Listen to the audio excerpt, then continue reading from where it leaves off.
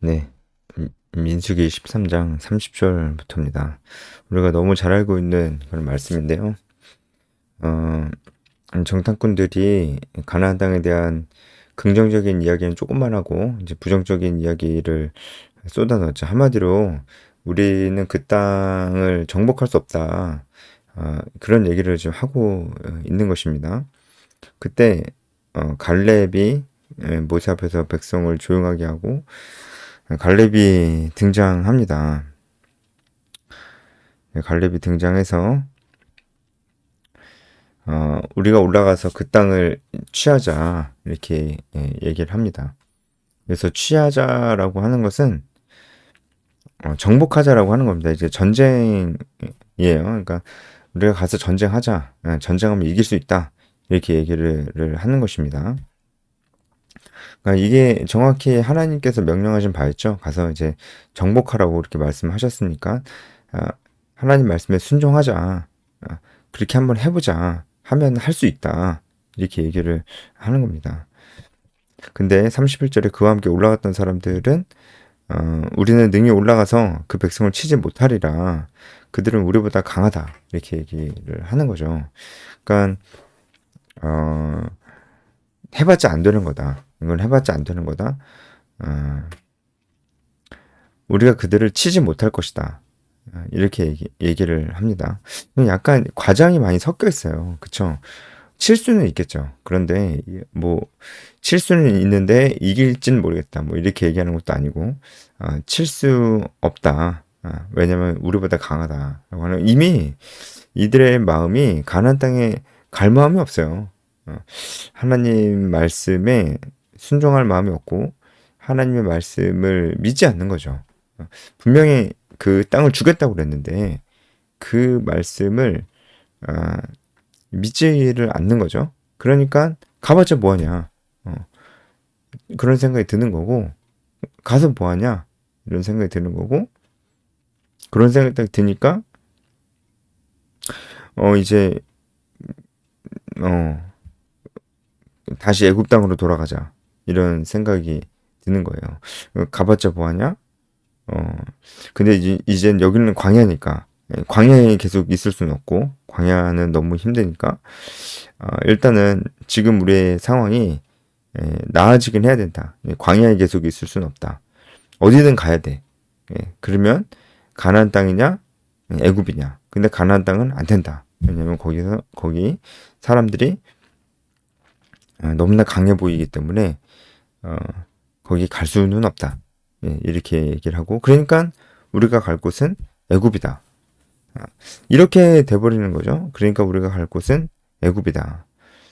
이렇게 돼버리는 거죠. 그러니까 우리도 살면서 이 광야 같은 시간을 보낼 때가 있어요. 광야 같은 시간을 보낼 때가 있습니다. 힘든 시간이죠. 이 광야 같은 시간을 보낼 때 우리는 힘드니까 뭔가 목표를 찾고 그리고 뭔가 꿈을 꾸게 됩니다. 그것을 보면서 나아가야지 지나갈 수 있는 곳이 또 광야의 시간이잖아요. 그래서 무엇을 꿈꾸냐라는 거예요. 한마디로 우리가 지금 굉장히 힘들게 일을 하고 있어요. 굉장히 힘들게 바쁘게 일하고 있는데 그렇게 바쁘고 힘들게 일하면서 그때마다 이제 무엇을 꿈꾸냐는 거예요. 무엇 때문에 그렇게 바쁘고 힘들게 일을 하느냐라는 것입니다. 그렇게 생각했을 때 사람들이 다 이 힘들고 어려운 시간을 지나가기 위해서 뭔가 자기 마음속에 소원들이 다 있습니다. 소원들. 그 소원이 동력이 되는 거죠. 이 광야같이 야근도 많고 너무 바쁘고 힘든 이 시간을 버텨낼 수 있을 만한 힘을 내 마음속에 소원이 그 힘을 준단 말이에요. 근데 그 소원이 어디에 있습니까? 가나안 땅에 있습니까? 아니면 애굽에 있습니까? 애굽에 있다는 것은 뭘까요? 지금 너무 삶이 힘든데 내 마음의 소원을 애굽 땅에 둔다라는 것은 어떤 것일까요? 애굽 땅은 하나님의 백성이 이제 되기 전이죠. 영적인 의미로 이제 보자면 물론 이제 이스라엘 백성들이 아브라함 때부터 하나님의 언약의 그 백성들이었지만 그들이 하나님을 전혀 몰랐잖아요. 애굽에 있을 때 다 까먹어서 이제 하나님을 몰랐잖아요. 그 출애굽 전에. 그러니까 그때 그러니까 다시 그 세상 사람들이 사는 것처럼 다시 그렇게 돌아갈 거냐라는 거예요.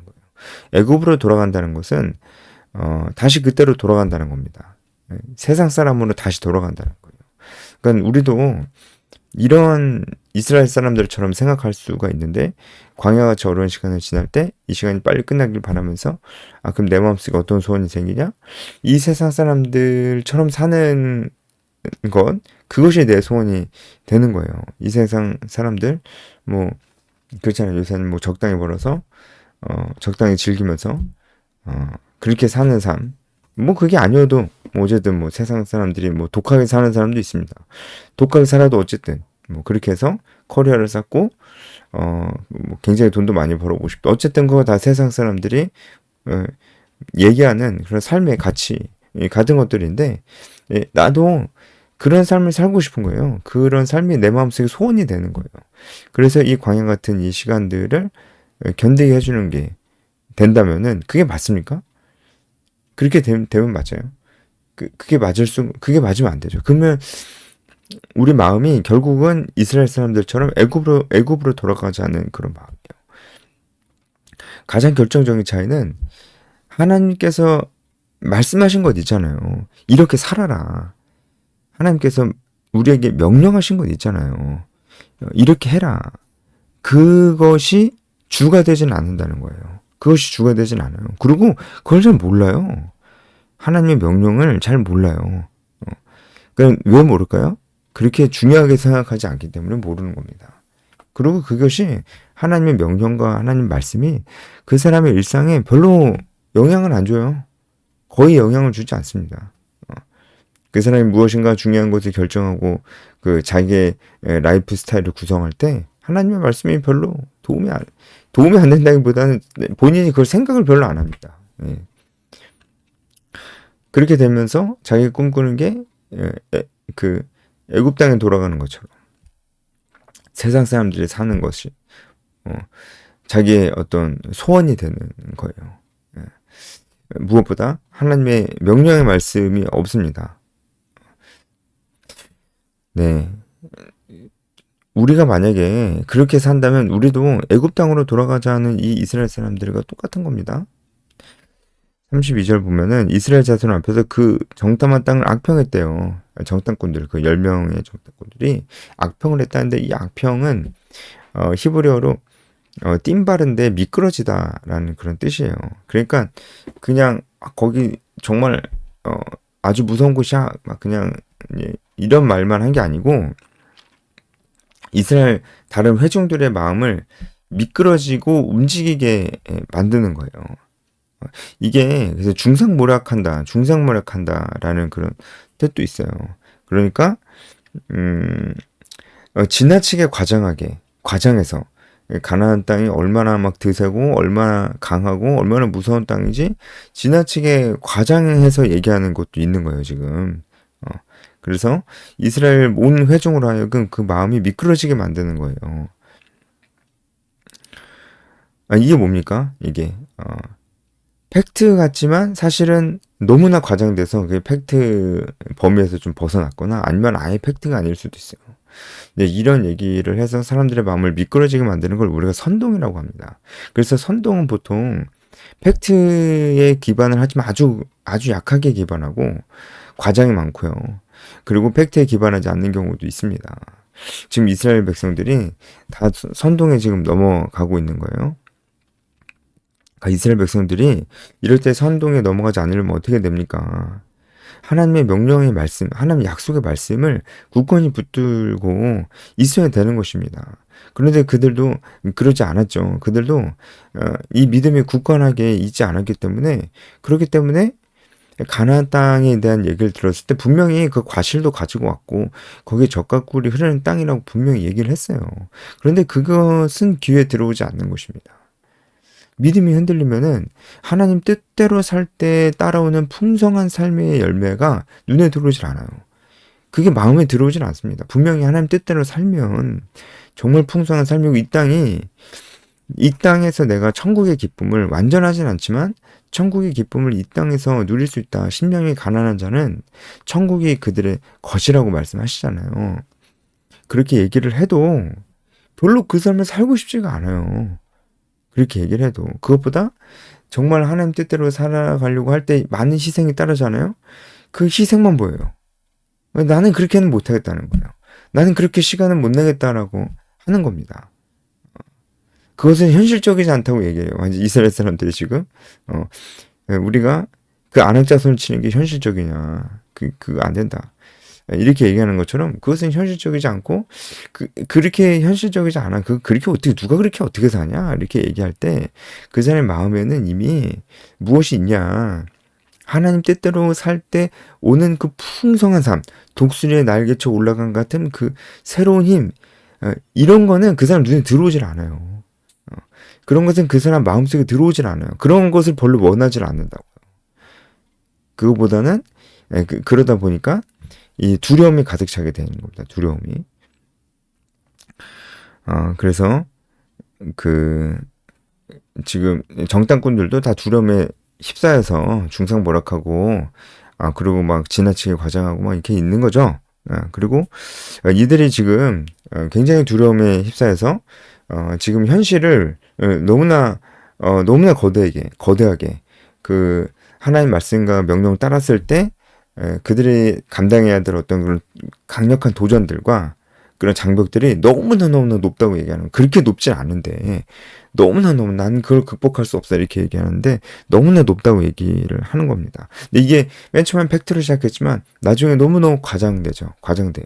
그게 진짜로 그렇지 않은데 과장되게 생각합니다. 그 중에 하나가 33절에 네피림의 후손인 안악자손을 봤다 그래요. 여러분, 안악자손이 네피림의 후손입니까? 꼭 그렇게 볼 수가 없습니다. 왜냐면은 네피림은 노아 시대 때 살았던 거인 족속들이에요. 그런데 그들은 이미 홍수 때 다 죽었기 때문에 그 네피림의 후손이 안악자손이라고 보기가 어렵습니다. 꼭 그렇게 볼 수가 없어요. 그냥 네피림은 뭐 거인이었다. 뭐 이 사람들도 뭐 그렇게 들었겠죠. 그리고 안악자손들도 거인이니까 그 네피림의 후손 이렇게 그냥 얘기하는 거예요. 둘 다 거인이니까 네피림의 후손 이렇게 얘기하는 거예요. 근데 네피림의 후손이라고 볼 수는 없잖아요. 그러니까 이것도 벌써 자기 안에서 그런 거 만드는 거예요. 하느님 말씀대로 살고 막 그러면 막 희생이 엄청나게 많이 강요돼. 그거 엄청나게 힘든 거야, 그거. 막 그렇게, 그걸 누가 해, 그거를. 그거는 그냥, 아주 소수의 믿음 좋은 사람이나 그렇게 사는 거야. 그냥 이렇게 머릿속에 생각해버리고 아주 과장되게, 그 하나님 뜻대로 살았을 때 따라오는 희생이 과장되게 머릿속에 그려지니까 이 안악자손 네피림의 후손이라고 볼 수가 없는데 그렇게 또 얘기를 하고 또 결국은 그러다 보니까 자기 스스로가 메뚜기처럼 됐다. 메뚜기 신앙이라고 우리가 하잖아요. 자기 스스로 메뚜기처럼. 여러분, 저는 그런 생각이 진짜 듭니다. 우리가 메뚜기 신앙을 갖고 있는 게 아니냐라는 거예요. 그러니까 우리가 이 세상 속에서 우리가 영향력을 줄 수 있다는 생각을 잘 못합니다. 여기서 말하는 영향력은 복음의 영향력입니다. 복음의 영향력이에요. 그냥 단순히 세상에서 그냥 잘 살고 도덕적으로 그들에게 도전을 주는, 도덕적인 삶에 대한 도전을 주는 그 정도 아닙니다. 복음입니다. 복음을 전하는 삶입니다. 복음을 전하는 삶. 그래서 그런 면에서 영향력. 그러니까 우리가 선한 행실을 하고 실력을 키우고 사람들에게 모범적인 모습을 보임으로써 그 사람들에게 영향력을 주어도 그것은 복음을 전하기 위한 영향력이야. 그것만 한다고 복음 전해지지 않아요. 제가 너무 많이 얘기했기 때문에 그만 얘기할게요. 그냥 사람 좋고 실력 좋고 그냥 센스 있고 그간에서 잘 산다고 복음이 전해지지 않습니다. 얘기를 안 해주는데 어떻게 전해집니까? 그래서 제가 말하는 영향력은 복음을 전하는 영향력입니다. 우리는 할 수 있어요. 우리가 복음 전하는 삶을 살 수 있어요. 생각보다 그렇게 어렵지 않습니다. 단 이 마음을 늘 가지고 있어야 돼요. 영적 긴장이 늘 있어야 됩니다. 근데 그거를 안 하는 거죠. 아주 긴 싸움이에요, 이건요. 근데 그거를 안 하는 겁니다. 그리고 순모임 할 수 있어요. 우리가 제자와의 삶을 살 수 있다고요. 저부터 회복하고요. 그러니까 그렇게 얘기하는 사람 중에 회복됐다고 얘기하는 사람 본 적이 없다. 회복됐다고 얘기해도 그래도 안 합니다.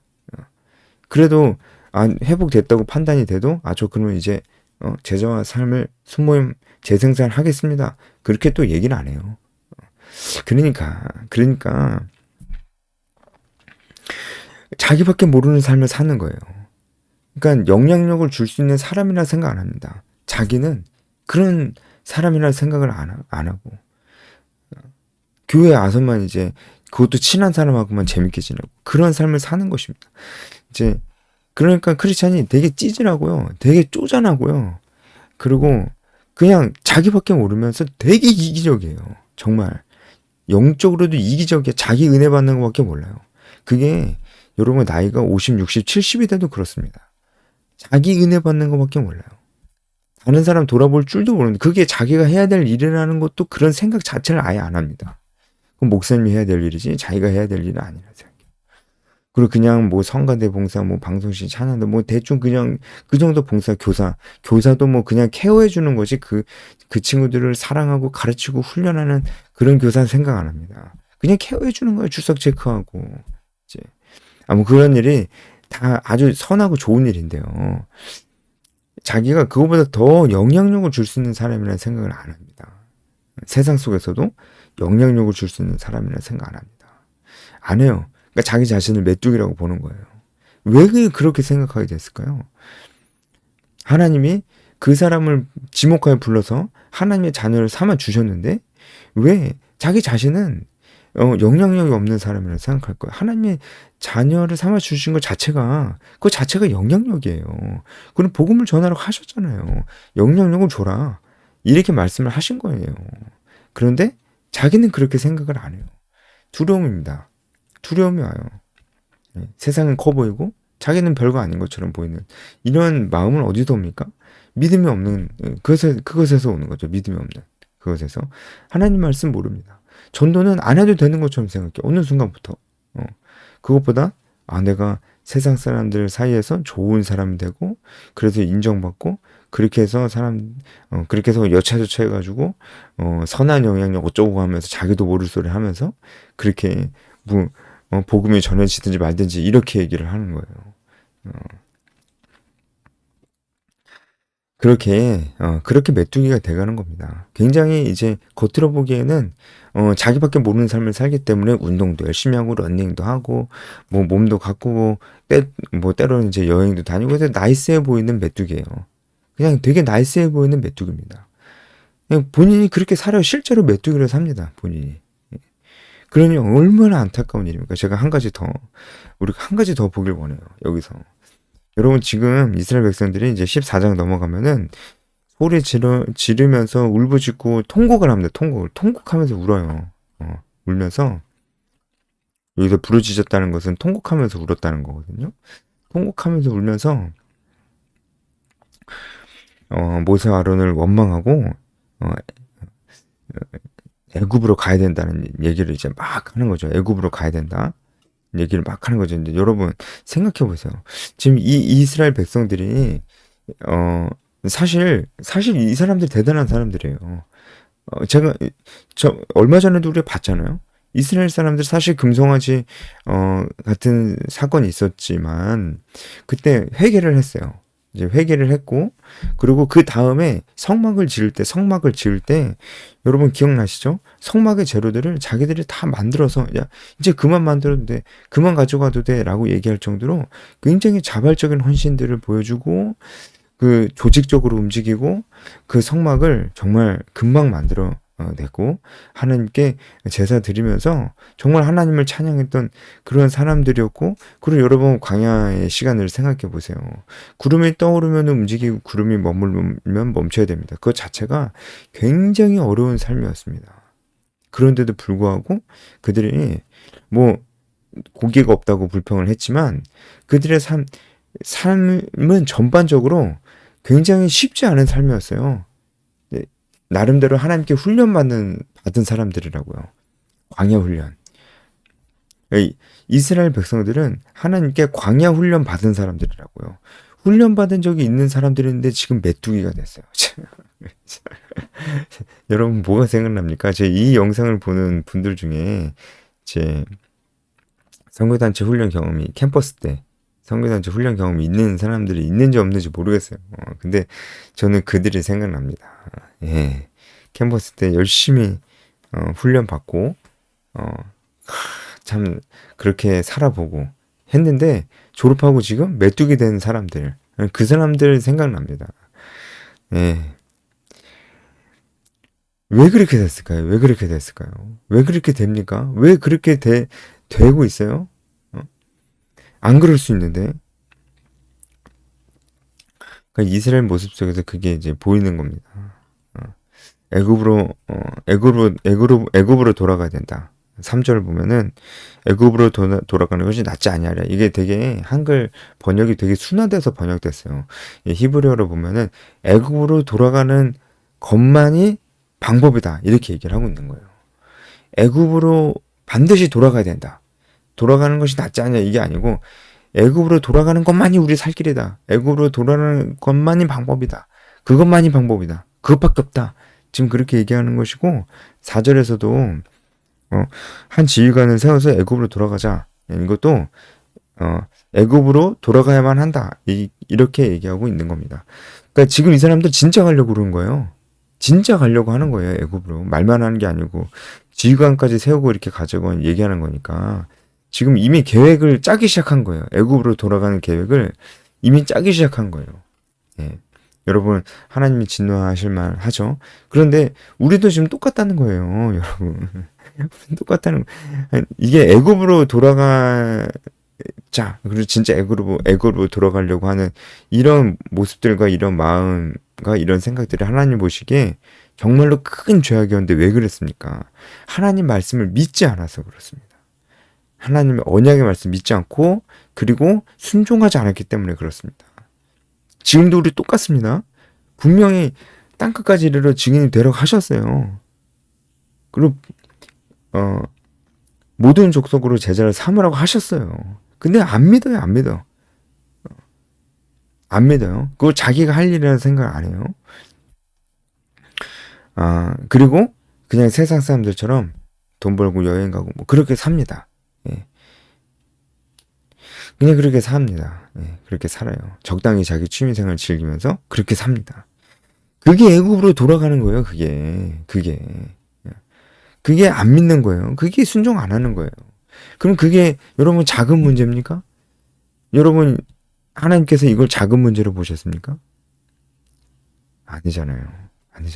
모세 아론이 5절에서 엎드린 이유는 이것이 너무나 끔찍한 일이라는 것을 알았기 때문에 회중 앞에서 엎드린 게 아니고 하나님 앞에서 엎드린 것입니다. 이때 여호수아도 등장을 하죠. 또 갈렙이 옷을 찢습니다. 이것이 얼마나 너무나 무서운 일이라는 걸 알기 때문에 그렇습니다. 이것은 하나님의 언약 백성이 이제 되지 않겠다라고 얘기하는 겁니다. 지금 우리로 따지자면은 저 이제 교회 안 나가요. 단순히 이 정도가 아닌데 저 이제 교회 안 나가요. 네, 이렇게 얘기하고 저는 이제 하나님의 자녀 아니에요. 이렇게 얘기하는 겁니다. 그러니 옷을 찢을 만한 더하죠. 옷을 찢고 그 더한 것이죠. 그죠? 8절에 여호와께서 우리를 기뻐하시면 우리를 그 땅으로 인도해 들으시고 그 땅을 우리에게 주시리라. 이는 과연 적하고 우리는 땅. 이게 바로 믿음의 관점입니다. 그래서 여호와께서 우리를 기뻐하시면이 사실은 뭐냐면은 우리가 하나님 마음에 합한 상태에 있으면이라는 뜻입니다. 우리가 이 믿음을 가지고 있으면 우리가 순종하면 우리를 인도하여 줄 것이고 그 땅이 우리 것이 되고 적과 꼴이 흐르는 그 땅이 우리 것이 될 것이다. 이렇게 얘기하는 거예요. 우리의 마음이 하나님께 합하면 그러니까 우리가 믿음을 가지고 순종하면 우리가 풍성한 삶을 살 수 있다는 겁니다. 여러분 진짜 그래서 정말 순장이 되십시오. 여러분 정말 한 영혼을 천원다고 귀하게 여기고 그를 가르치고 훈련시키고 사랑하고 재생산을 이뤄내는 그냥 제자 훈련 아니에요. 재생산을 이루어내는 어, 순모임을 하십시오. 여러분 순모임을 하십시오. 여러분 순모임을 하십시오. 그래서 순모임 같은 거는 혼자 할 수는 없거든요. 그래서 아무나 붙잡고 내 순환대에 이렇게 여러분 누군가 순모임 해주려면은 공동체 울타리가 필요합니다. 그래서 여러분 숨결에 오십시오. 숨결에 오셔서 여러분 여기서 순모임 하십시오. 저는 여러분들에게 그 기회를 드리고 싶습니다. 여러분 진짜 순정으로 살면 삶이 달라집니다. 여러분 정말 풍성합니다. 정말 힘들지만 정말 풍성합니다. 가나안 땅 정복하는 거 힘들죠. 안악자손 있어요. 어렵습니다. 하지만 그 땅이 젖과 꿀이 흐르는 땅이라는 것도 사실입니다. 이 땅에 들어가 봐야 그것이 진짜인 줄 알아요. 근데 전쟁을 안 하고 두려움에 떨며 자기가 메뚜기로만 살아가는데 어떻게 이 젖과 꿀이 흐르는 풍성함을 경험할 수 있겠습니까? 저는 정말 여러분들을 이 제자 낳는 삶으로 초대하고 싶습니다. 전도와 제자와의 삶으로 진짜 초대하고 싶습니다.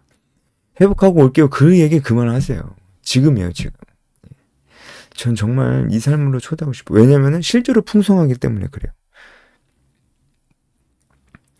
이게 하나님 마음에 합한 자고요. 이런 자는 하나님께서 반드시 인도해 주십니다. 그리고 반드시 경험하게 됩니다. 풍성한 삶을 반드시 여러분 너무나 다르잖아요. 믿음의 눈을 가지고 있는 사람과 두려움에 떨고 있는 이스라엘과 너무나 다르잖아요. 너무나 다르잖아요. 그쵸? 예.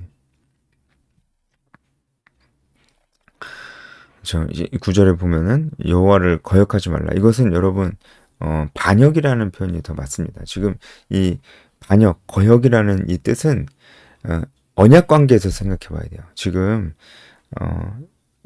지금 이제 얘기하는 것이 그 갈렙이 얘기하는 것이